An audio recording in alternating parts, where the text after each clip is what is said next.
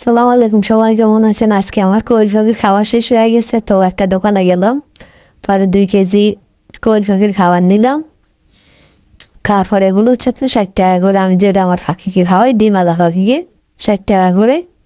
তো খাবারগুলো এই যে দোকানদার মাপতেছে, মাপা শেষ হয়েছে। এখন এগুলো নিয়ে বাসায় চলে যাব, আর আমার কোয়েল পাখিকে ভালোভাবে খেতে দেবো।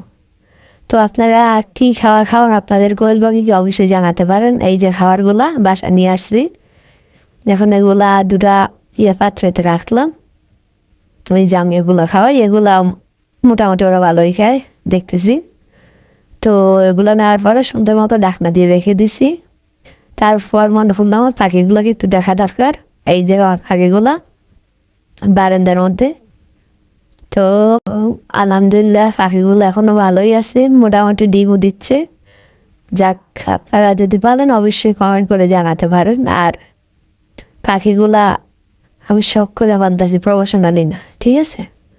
এইটা হচ্ছে মেবি পুরুষ পাখি, ঠিক আছে?